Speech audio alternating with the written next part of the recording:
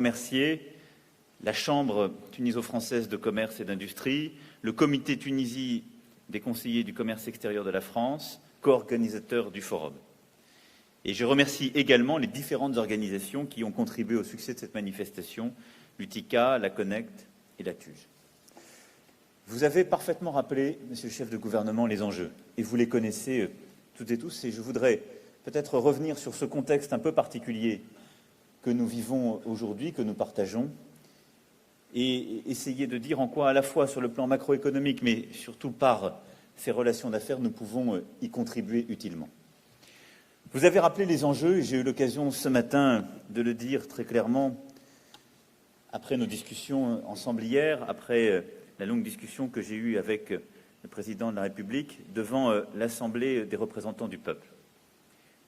Ce qui se joue ici est essentiel, mais pas seulement pour la Tunisie. Ce serait déjà énorme, mais c'est essentiel pour toute la région, c'est essentiel plus largement pour le monde arabe et c'est essentiel pour la France. Nombre d'entreprises qui sont ici présentes le savent, il y en a un peu plus de 1300 françaises qui opèrent d'ores et déjà en Tunisie. Leur vie, leur développement pour une bonne partie se joue sur votre territoire. Il y a plus de 30 000 Françaises et Français qui vivent ici. Mais il y a les près de 800 000 Tunisiennes et Tunisiens et tous les binationaux au-delà qui sont en France. Et donc ce que vous êtes en train d'entreprendre nous concerne. Votre réussite nous importe. Parce que si vous échouez aujourd'hui, c'est tout le pari fait par la Tunisie il y a 7 ans qui échouera. Alors, je me suis longuement exprimé sur ce que je voyais, vous l'avez rappelé à l'instant, dans l'exemple tunisien. La force d'abord du peuple, puis de la société civile. Et il n'est pas anodin que nous nous trouvions aujourd'hui devant des représentants du monde entrepreneurial et patronal. Parce qu'avec les représentants syndicaux, avec la société civile, vous avez su porter quelque chose. Je l'ai dit ce matin, la Tunisie doit beaucoup à son peuple, à sa société civile et aujourd'hui à sa société politique. Et donc ce modèle, qui est unique, on doit en faire un modèle à généraliser. Et la relation économique est un élément essentiel de celui-ci, pour une raison de principe et une raison d'effectivité. Pour une raison de principe, c'est que ce que nous sommes en train de voir aujourd'hui menacé, attaqué, bousculé dans notre mondialisation, c'est ce que l'Europe, et j'ai envie de dire le bassin méditerranéen, ont su inventer au XVIIIe siècle. C'est cette création totalement inédite de démocratie, de liberté individuelle, d'économie de marché, d'attachement à une justice sociale et à une cohésion nationale, parce qu'il y avait derrière tout ce projet le progrès pour le peuple et un projet pour les classes moyennes. C'est ce qui a construit nos démocraties dites libérales sur le plan politique depuis le XVIIIe siècle.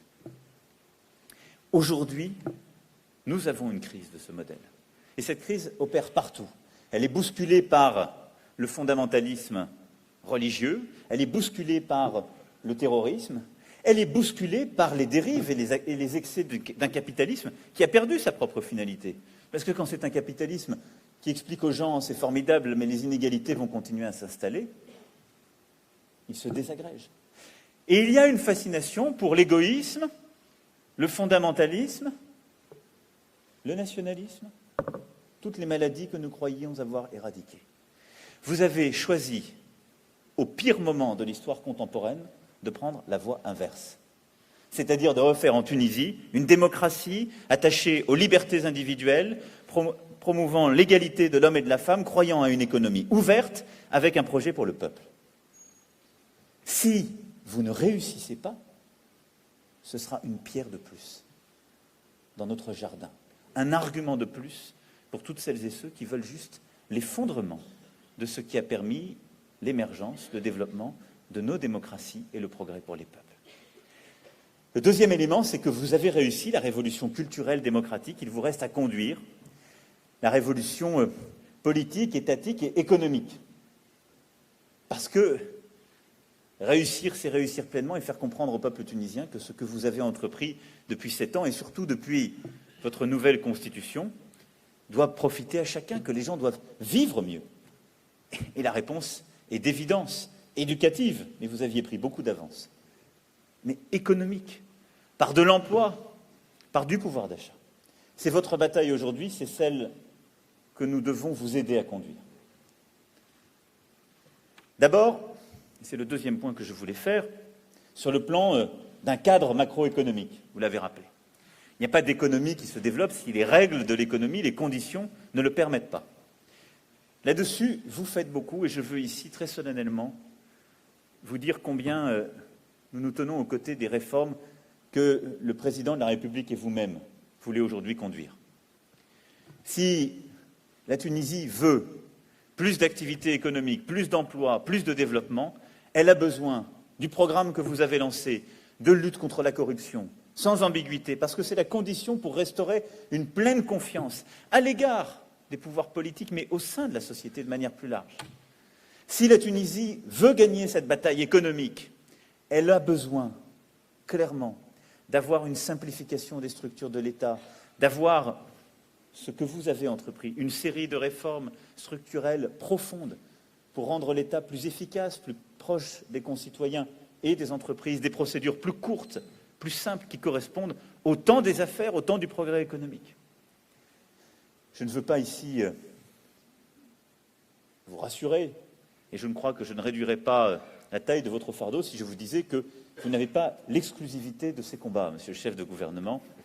Je connais un autre chef de gouvernement de l'autre côté de la Méditerranée qui, à peu près en ce moment même, est en train, lui aussi, de faire des annonces pour la transformation de la sphère publique, la réforme de l'État en France et ce que nous avons appelé Action publique 2022. Je connais donc bien ce combat, mes familles. Vous n'avez pas ce monopole-là. Mais ces réformes sont indispensables pour garantir, assurer un cadre macroéconomique de développement. Et ensuite, il y a ce que nous devons contribuer à faire. Vous l'avez dit, j'ai souhaité que nous puissions le confirmer sur le plan bilatéral. 1,2 milliard de conversions sur la période 2016-2020, 500 millions d'efforts supplémentaires sur la période 2020-2022. C'est l'engagement macroéconomique qui correspond aux engagements que j'avais pris pour justement aider à assainir le cadre financier de la Tunisie. C'est également, et c'est tout aussi indispensable, de porter derrière cet engagement des projets concrets, des projets d'infrastructure, des projets importants pour le pays. Et ce soutien public français se matérialise à travers des actions pour développer le capital humain, l'entrepreneuriat et des grands projets. Je pense en particulier à l'hôpital régional de Gafsa, financé à hauteur de 80 millions d'euros par cette conversion de dette. Et ce sont ces exemples-là qui permettent de donner aussi un cadre, des infrastructures au développement plein et entier, à la fois pour la société et les relations d'affaires. Ensuite, notre engagement pour vous aider à construire ce cadre macroéconomique, c'est bien évidemment dans le cadre des grandes décisions que nous avons à prendre en matière européenne. Je suis convaincu que ce n'est pas simplement la relation bilatérale qui est structurante sur ce plan-là, mais la relation entre l'Union européenne et la Tunisie. Des négociations importantes se sont tenues ces dernières années, des accords importants ont été signés, des engagements financiers. Il faut d'abord que l'Europe continue à être au rendez-vous de ce qui a été prévu et que vous puissiez avoir l'organisation pour mener à bien tous les projets ainsi prévus. Et je souhaite que nous puissions, sur le plan de l'expertise, de l'ingénierie, vous accompagner pleinement. Ensuite, c'est le soutien plein et entier que je voulais ici vous apporter pour l'accord de libre-échange. Parce que l'ALECA est absolument indispensable et il est clair qu'il bâtira un lien plus approfondi d'intégration économique qui est bénéfique mutuellement et qui est très important pour la Tunisie. C'est la normalisation de toutes les relations et la France n'a pas ménagé ses efforts avec ceux de votre gouvernement pour pouvoir, en janvier, clarifier tous les sujets fiscaux et sortir de toutes les listes, qui est un élément clé pour cette relation. Et c'est vous accompagner dans le combat que vous menez, en particulier pour aller vers une ouverture de l'espace aérien, une plus grande intégration économique et de circulation des personnes. Ce cadre-là est indispensable et dans ce combat, vous l'avez compris, la France est à vos côtés. Et puis, il y a, au-delà de ce cadre, et c'est le troisième et dernier point sur lequel je voulais insister, la vitalité du partenariat économique. C'est l'action concrète, les interventions que nous pouvons et nous devons faire dans la vie économique tunisienne au service de votre projet. C'est pour cela que, au-delà de tout ce qui est aujourd'hui fait par l'Agence française de développement, par nos différents opérateurs, tout ce qui est fait dans le cadre de la coopération économique, mais aussi éducative et culturelle, parce que tout cela interagit et se nourrit, j'ai souhaité que nous puissions avoir, dès cette année, un plan d'urgence de 50 millions d'euros pour justement accélérer les projets entrepreneuriaux, permettre aux jeunes ou aux moins jeunes de porter leurs projets, d'avoir un accès au marché, d'avoir des aides en termes d'expertise, d'avoir un accompagnement financier, mais aussi un accompagnement humain, de l'expertise technique pour mener à bien ces projets. Parce que vous êtes une nation qui a cette énergie entrepreneuriale. Et donc il est indispensable pour répondre à l'une des maladies profondes de votre économie, je sais combien le président de la République et vous-même en êtes conscient, qui est le chômage des jeunes et en particulier des jeunes diplômés, nous devons vous aider à apporter des réponses concrètes. C'est indispensable et c'est l'objectif de cette initiative. Ensuite, il y a tout le travail conduit par nos entreprises. 1400 entreprises qui génèrent 140 000 emplois. La France, vous l'avez rappelé, reste le premier investisseur étranger en Tunisie, à travers des secteurs clés, l'aéronautique, l'automobile, l'électronique, les industries du textile et de l'habillement, le service des secteurs, la téléphonie, les services financiers. J'en oublie, c'est immanquable. Mais toutes ces entreprises se sont profondément engagées depuis des années, parfois des décennies. Et la France, je dois le dire, ces dernières années, a observé un recul de ses parts de marché. Et nous avons perdu notre place de premier fournisseur au profit de l'Italie en 2017. Donc, tout est formidable, mais nous ne faisons pas tout bien. Donc, rien ne peut expliquer ça, si ce n'est le fait que nous ne sommes pas suffisamment engagés et mobilisés. Alors, pour cela, nous avons défini 6 priorités sectorielles. Vous les avez rappelées, elles sont énoncées dans la feuille de route franco-tunisienne pour le développement économique, la santé, l'éducation, l'agriculture, le tourisme, le numérique, l'énergie. Il y a des exemples où on a su bien faire. Je prends l'exemple de l'aéronautique, qui est une formidable réussite de notre relation. Il y a 20 ans, en Tunisie, il n'y avait quasiment pas d'industrie aéronautique. Aujourd'hui, ce sont 13 000 emplois, une cinquantaine d'entreprises, en majorité françaises, embauchant des Tunisiennes et des Tunisiens, avec Stelia, qui est une filiale à 100% d'Airbus, qui est un exemple de colocalisation réussie. Donc quand il y a un engagement, la volonté de structurer une filière, nous savons le faire ensemble. Et donc dans ces 6 priorités, nous devons relancer cela. L'État pour mettre tous ces dispositifs au service de cet objectif, mais les entreprises par un engagement, et pour les plus grandes, en amenant les plus petites et en développant une filière dans son ensemble, en ayant une stratégie, comme cela a été le cas dans l'aéronautique, de formation, d'entraînement et de développement d'un ensemble d'écosystèmes. Ensuite, si nous voulons réussir cette mobilisation, il faut être dans une logique qui correspond à cet esprit auquel je crois de l'économie de marché contemporaine, c'est celui de la colocalisation. Il y a parfois eu la tentation en France pendant ces dernières décennies de se dire « c'est tellement dur de capter de la croissance en France, on va aller se développer sur des marchés étrangers pour corriger notre manque de croissance et en quelque sorte juste pour faire des gains sur le bilan de l'entreprise, mais pas forcément pour chercher à aider à développer le pays. » Ça ne fonctionne. Et dans la situation où la Tunisie se trouve, pour toutes les raisons que vous avez évoquées et que j'ai rappelées, notre stratégie économique conjointe ne peut fonctionner que si elle est dans une logique de colocalisation. C'est-à-dire non pas prétendre développer des activités en Tunisie pour aller chercher forcément du moindre coût, aller chercher de la moindre qualification, aller chercher de l'optimisation, de quelle qu'en soit la nature. Non, c'est aller chercher un marché où il y a des compétences, des gens formés, parce que c'est la force de la Tunisie, un marché domestique et l'accès à un marché régional. Cette logique, c'est celle qu'on voit se développer ces dernières années, en particulier dans l'automobile, et qu'il faut encourager dans tous les secteurs, très largement. Parce que c'est celle qui permet d'avoir la pérennité de l'installation de nos entreprises, du sens pour l'installation de nos entreprises, et je sais que c'est le choix fait par beaucoup ici, et une installation dans la durée. Et à ce titre, je veux saluer l'existence du fonds de colocalisation entre BPI France et la Caisse des dépôts tunisienne qui marque cette volonté. Et donc, cette mobilisation pour développer les secteurs clés, nous devons la conduire ensemble. C'est vous, par vos échanges de ce matin, par vos engagements depuis plusieurs années, qui souvent l'avez fait, allez continuer à le faire avec des ambitions redoublées. J'ai pris un engagement, celui que nous arrivions à doubler dans les 5 ans le montant d'investissement. Il est possible à atteindre, nous devons le faire. L'État français en donnera à la fois le cadre et toutes les aides, mais j'attends une mobilisation profonde de l'ensemble des grands acteurs industriels économiques français, leur pleine mobilisation, dans l'esprit que je viens d'évoquer. Je pense qu'en matière de tourisme, de services, d'agroalimentaire, d'industrie et bien évidemment de numérique, nous avons beaucoup à faire. Et puis, je voudrais que ce développement, qui sera porté par ce que vous avez discuté, vos stratégies communes, puisse s'appuyer sur 2 choses que nous avons en partage, et j'achèverai sur ce point. Parce que c'est ça qui est au cœur d'une stratégie qui viendra des acteurs économiques. C'est la langue et c'est l'esprit d'entreprise. La langue, c'est simple. Le fait que nous parlions français est l'un des meilleurs passeports pour accéder à une zone économique inédite.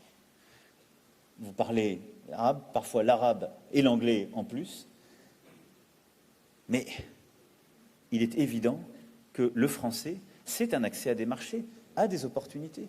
En Afrique, dans toute la Méditerranée, en Europe et au-delà. Et donc c'est une force économique. Et c'est aussi pour cela que l'engagement que nous prenons en matière de francophonie, c'est un engagement économique. Et que je souhaite que les entreprises puissent l'accompagner, à la fois en aidant à ces formations, mais en embauchant aussi des jeunes que nous allons sortir de ces écoles et de ces projets. Parce que c'est un avenir qu'on donne, c'est une lutte contre l'obscurantisme ou le défaitisme. C'est cet engagement que nous avons pris à travers le projet des 6 alliances françaises porté par le monde entrepreneurial tunisien, que je remercie ici, et je l'ai vu ce matin, soutenu par le président de la République et le gouvernement. C'est l'engagement que nous allons prendre aux côtés de la Tunisie pour sa présidence et son accueil de la francophonie en 2020. C'est l'engagement que nous voulons pour développer ce projet d'université tuniso-française pour l'Afrique et la Méditerranée, qui permettra ici de former non seulement la jeunesse tunisienne, mais la jeunesse de toute la région et de l'Afrique, et donc d'en faire un lieu d'excellence éducatif, et donc un lieu formidable de formation du capital humain pour les entreprises. Et donc la francophonie, c'est une chance pour vous. Saisissez-la, revendiquez-la, faites-la vivre à travers les relations économiques, développez-la, parce que ce sont des marchés qui s'offrent depuis la Tunisie.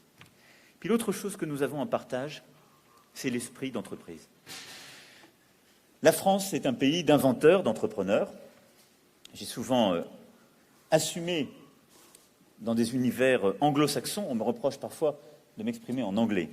Mais le français et la francophonie, vous le savez parfaitement, ne se construit que dans l'échange linguistique et le plurilinguisme, et pas dans le repli sur lui-même. Mais il y a un mot que les Anglais nous ont volé, c'est le mot d'entrepreneur. Il est français. Il n'a pas d'équivalent anglais, il a été capturé, repris. Et entrepreneurs, nous sommes des 2 côtés de la Méditerranée. Ce qui fait la vitalité de nos sociétés, c'est qu'elles sont portées par un esprit de création, une volonté de faire, de prendre des risques, un goût pour ces risques pris. C'est ça que nous devons réveiller, que vos réformes vont permettre de faire advenir pleinement, mais que vous portez. Et ça, ne le mésestimez pas. C'est aussi pour cela que je veux que nous puissions aider vos réformes par des initiatives concrètes. Plusieurs d'entre vous vont les prendre en développant des écoles 42 tunisiennes, des initiatives concrètes, en redéveloppant le travail de fondation qui se déploie déjà beaucoup à travers l'Afrique, en étant à chaque fois justement ces pépinières de projets. À chaque fois que je vois quelqu'un, je lui demande quel est son projet. Parce que c'est d'abord la meilleure façon d'être sûr, et cela partout, de ne pas avoir comme question « quel projet avez-vous pour moi ?» Mais moi j'ai vu ici une jeunesse, des entrepreneurs qui ont des projets, qui ont envie de faire. C'est un trésor immense. Et donc, devant ce forum, je veux ici dire que ces trésors en partage que nous avons, la francophonie et l'esprit d'entreprise, nous devons pas seulement les entretenir, les développer, les décupler. Conduire notre jeunesse justement à en tirer tous les profits, c'est-à-dire une réussite pour elle-même, une capacité à faire. Voilà, monsieur le chef de gouvernement, mesdames, messieurs les ministres, mesdames, messieurs, ce que je voulais vous dire ce midi, après tous vos travaux. Vous dire que la Tunisie vit un moment historique pour elle et pour nous, que nous serons à vos côtés pour construire le cadre de cette réussite économique, la vitalité de cette relation d'affaires, mais qu'à la fin, ce sera vous. Dans les heures les plus sombres et les plus incertaines, la société civile tunisienne était là. Elle a eu cette force de caractère, cette vitalité, cette envie. Elle doit continuer à être là, et nous nous aiderons. Elle doit porter des projets, porter une ambition.